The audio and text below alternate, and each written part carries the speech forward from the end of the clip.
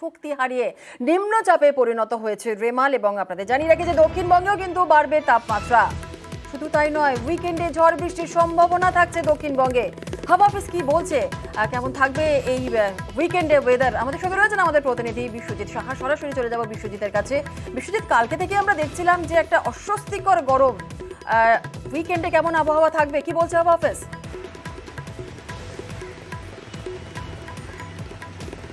দেখো, রেমালের ছেড়ে যাওয়া যে জলীয় বাষ্প আর তার সঙ্গেই যে সূর্য উঠলে তাপমাত্রা বাড়ছে, আর দিনের বেলায় তাই গরম এবং অস্বস্তি। গতকাল থেকেই আমরা দেখছি যে গরম এবং অস্বস্তি বাড়ছে এবং আরও আগামী 3 দিনে 3 থেকে 5 ডিগ্রি সেলসিয়াস আরও তাপমাত্রা বাড়তে পারে। ইতিমধ্যেই গতকালই আমরা দেখেছি দিনের তাপমাত্রা বেড়েছে প্রায় 5 ডিগ্রি সেলসিয়াস, আর আজ সকালে রাতের তাপমাত্রা কলকাতাতেই 3 ডিগ্রি থেকে 4 ডিগ্রি সেলসিয়াস বেড়ে গেছে। অর্থাৎ এই যে তাপমাত্রা, দিন ও রাতের তাপমাত্রা বাড়ছে, অন্যদিকে জলীয় বাষ্প রয়েছে, তাই অস্বস্তি কমবে না।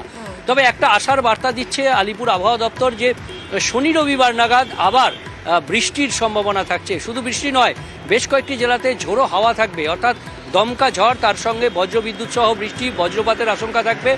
শুক্রবারে কয়েকটি জেলায় শুরু হবে এবং শনি ও রবিবার এই দুদিন একেবারে সব জেলাতেই দক্ষিণবঙ্গের সেখানে বজ্রবিদ্যুৎ সহ বৃষ্টি থাকতে পারে এবং তার সঙ্গে কয়েকটি জেলায় দমকা ঝোড়ো বাতাস বইতে পারে। তবে উত্তরবঙ্গে যে বৃষ্টি হচ্ছে, গতকালও ভারী থেকে অতি ভারী বৃষ্টি হয়েছে এবং আজও ভারী বৃষ্টির সতর্কতা রয়েছে। উপর দিকে যে 5 জেলা দার্জিলিং, কালিম্পং, আলিপুরদুয়ার, কোচবিহার ও জলপাইগুড়ি। আর দর্শকদের জানিয়ে রাখি, এবারে উত্তরবঙ্গে দুর্যোগ, যেমনটা বলছিল আমাদের প্রতিনিধি, রাত থেকেই বৃষ্টি শুরু উত্তরের বিভিন্ন জেলায়। জলপাইগুড়ি, শিলিগুড়িতে বজ্রবিদ্যুৎ সহ বৃষ্টি। আমাদের সঙ্গে রয়েছেন আমাদের প্রতিনিধি বিশ্বজিৎ। বিশ্বজিৎ, যেমনটা তুমি বলছিলে, ইতিমধ্যেই কিন্তু উত্তরবঙ্গে দুর্যোগ, রাত থেকে কিন্তু বৃষ্টি শুরু হয়ে গেছে উত্তরবঙ্গে।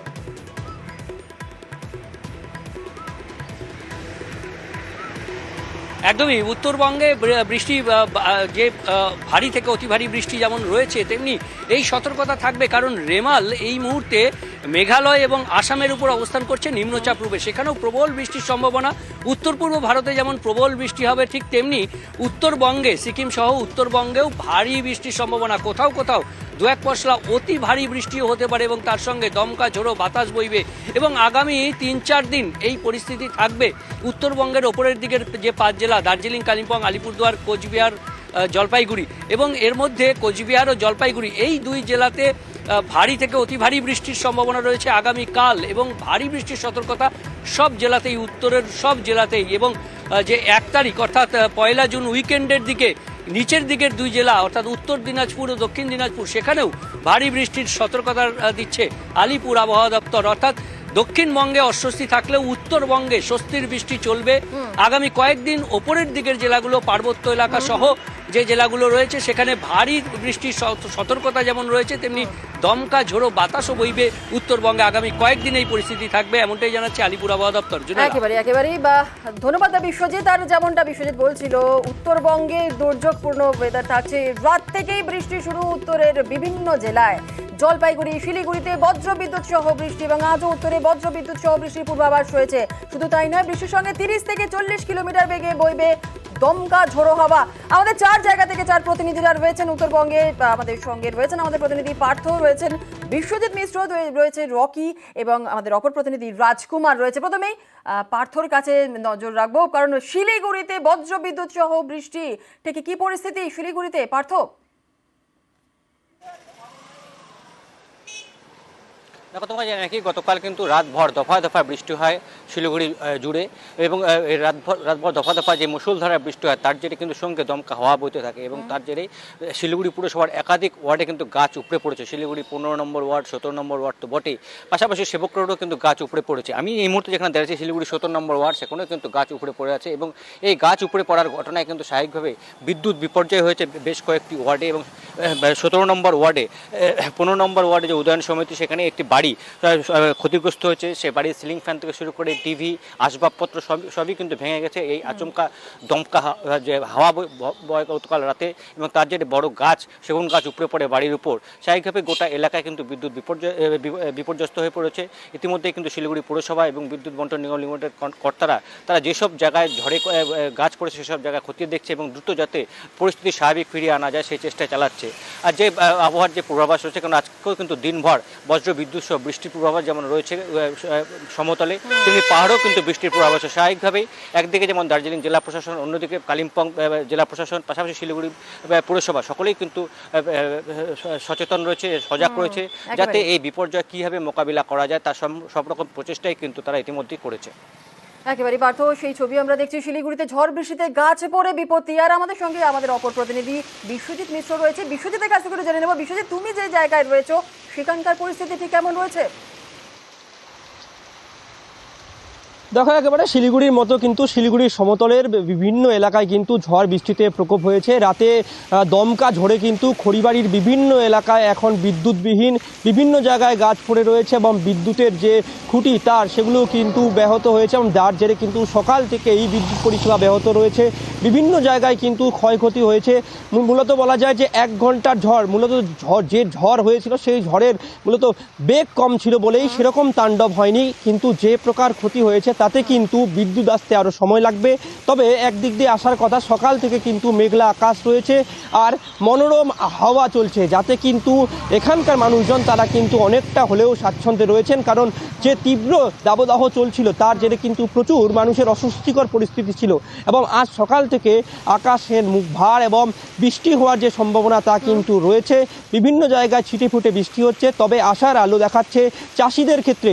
যেখানে কিন্তু চাষিদের জলের প্রয়োজন ছিল তা কিন্তু রাতে বৃষ্টি তাদের মধ্যে কিছুটা হলেও স্বস্তির খবর রয়েছে। চা বাগান এলাকা, সেখানেও কিন্তু দীর্ঘদিন ধরে আমরা দেখেছিলাম যে পাতা পুড়ে যাচ্ছিল তীব্র দাবদাহে, সেখানেও কিন্তু স্বস্তি মিলেছে।